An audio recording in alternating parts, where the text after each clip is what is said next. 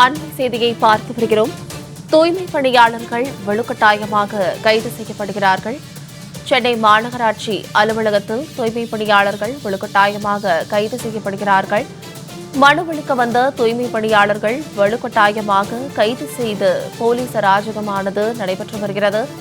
சென்னை மாநகராட்சி அலுவலகத்தில் மனு அளிக்க வந்த தூய்மை பணியாளர்களை காவலாளர்கள் வலுக்கட்டாயமாக கைது செய்கிறார்கள்.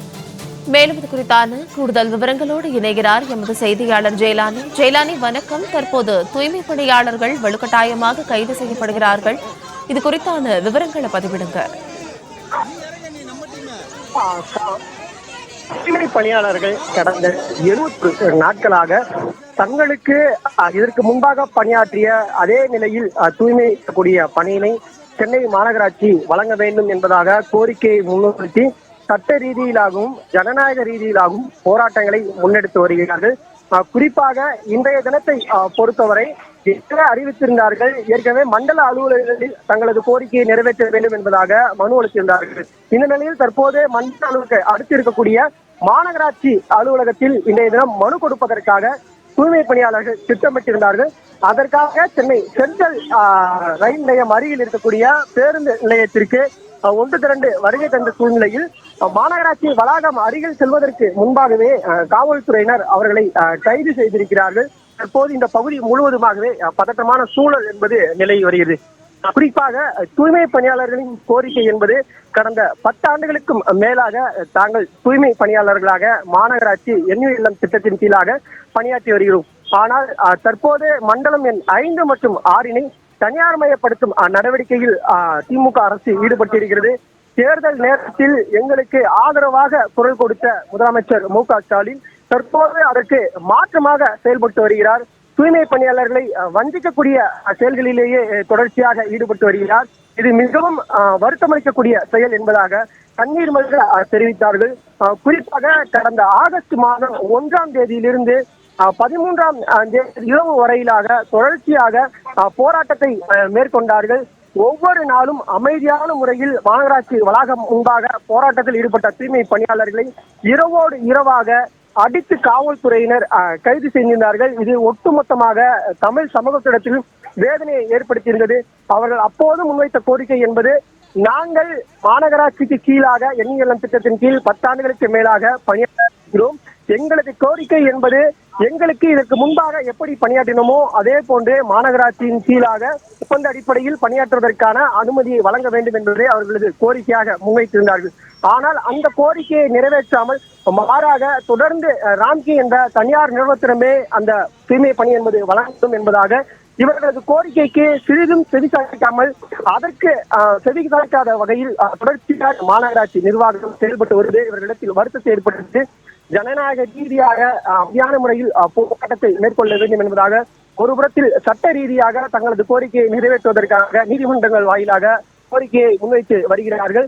மற்றொரு புறத்தில் ஜனநாயக ரீதியாக ஒவ்வொரு மண்டல அலுவலர்களும் மாநகராட்சி அலுவலகங்களும் சென்று மனு அளிக்க வேண்டும் என்பதாக போராட்டத்தை முன்னெடுத்தார்கள். ஆனால் போராட்டத்திற்கு வரக்கூடிய அனைத்து தூய்மை பணியாளர்களையும் காவல்துறையினர் எந்த நோக்கத்திற்காக அவர்கள் வருகிறார்களோ அந்த நோக்கத்தை கூட நிறைவேற்ற விடாமல் தொடர்ச்சியாக வரும் வழியிலேயே கைது செய்வது அவர்களுக்கு ஏமாற்றத்தை ஏற்படுத்தியிருக்கிறது. எங்களுக்கான அரசு முதலமைச்சர் MK ஸ்டாலின் அவர்கள் எதிர்க்கட்சி தலைவராக தெரிவித்தார். ஆனால் ஆட்சிக்கு வந்ததற்கு பிறகாக முற்றிலும் மாற்றமாக எங்களை அடக்குமுறைக்குட்படுத்தும் வகையிலேயே இந்த அரசு செயல்பட்டு வருகிறது என்பதாக வேதனை தெரிவித்தார்கள்.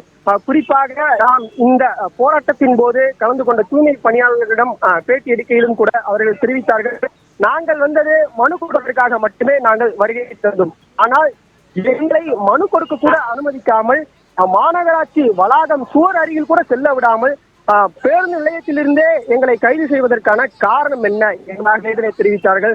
முதலில் ஒரு 4 நபர்கள் சென்று மொத்தமாக மனுவை திரட்டி சென்று மாநகராட்சி மேயரிடமோ கமிஷனரிடமோ மனு கொடுங்கள் என்பதாக காவல்துறையினர் தெரிவித்ததாகவும், பிறகு மற்றவரையெல்லாம் வாகனத்தில் ஏற்றிவிட்டு அந்த 4 நபரையும் நீங்கள் மனுவெல்லாம் கொடுக்க கூடாது என்பதாக வாகனத்தில் ஏற்றியதாகவும் அவர்கள் தெரிவித்து வேதனை அடைந்தார்கள்.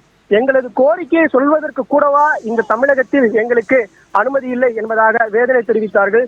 மாநகராட்சியின் தூய்மை பணியாளராக இருக்கக்கூடிய எங்களுக்கு இந்த மாநகராட்சியின் சுவரை தொடுவதற்கு கூடவா எங்களுக்கு அனுமதி இல்லை, அந்த அளவிற்கு தனிமைப்படுத்தப்பட்ட மக்களா நாங்கள் என்பதாக வேதனை தெரிவிக்கிறார்கள். தொடர்ச்சியாக ஆங்காங்கே தூய்மை பணியாளர்கள் தொடர்ந்து போராட்டத்திற்கு வந்த வண்ணம் இருக்கிறார்கள். குறிப்பாக இன்றைய தினம் அவர்கள் போராட்டம் கூட முன்னெடுக்கவில்லை. அவர்கள் முன்னெடுத்திருப்பது மனு கொடுக்கக்கூடிய ஒரு நிகழ்வு. மாநகராட்சி அலுவலகம் எங்களுக்காக செயல்படக்கூடிய ஒரு அலுவலகம், அரசு அலுவலகம். நாங்கள் மண்டலம் எண் 5 மற்றும் 6 பணியாற்றி வருகிறோம். எங்களது கோரிக்கையை, எங்களது குறைகளை கேட்டு நிவர்த்தி செய்யக்கூடிய இடமாக இந்த மாநகராட்சி அலுவலகம் இருக்கிறது. அந்த அலுவலகத்தில் எங்களது கோரிக்கையை சொல்வதற்காக நாங்கள் வருகிறோம். ஆனால் இந்த ஜனநாயக நாட்டில் அதற்கு கூட அனுமதி வழங்காமல் காவல்துறையினர் தொடர்ச்சியாக தங்களை முடக்கி வருகிறது. இது முற்றிலும் வேதனை அளிப்பதாக தெரிவித்தார்கள்.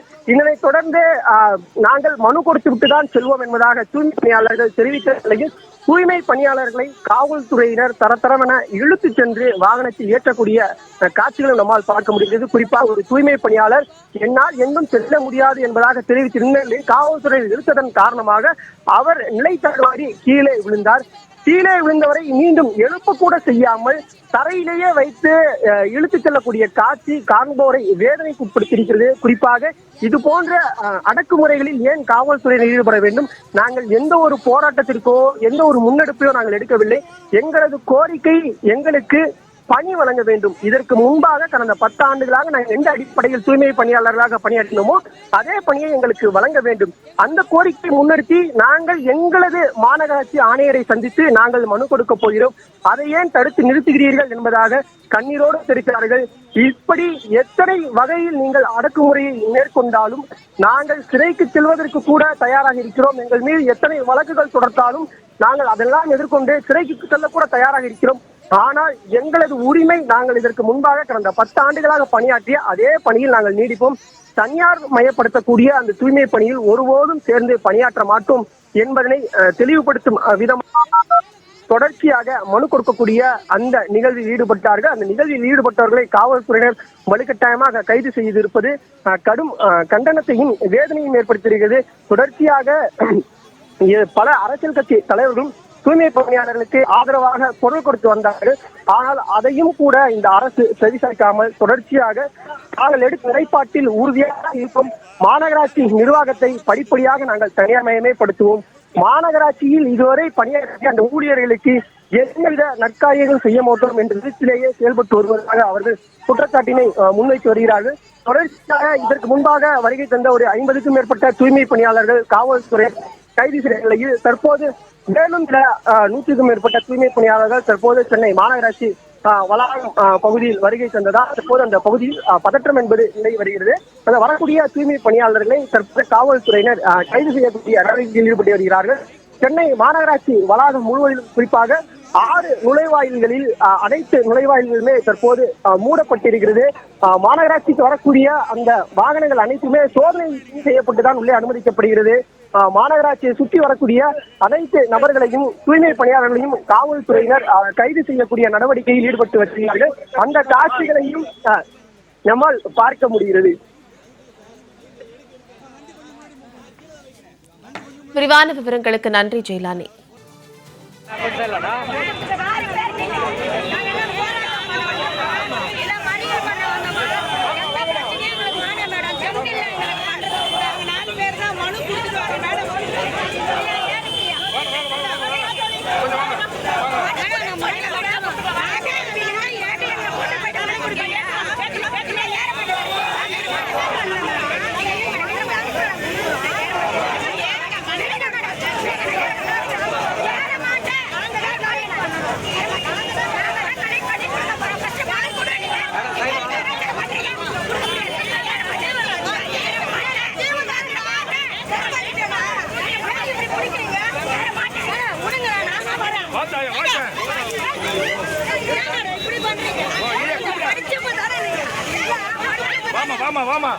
வாமா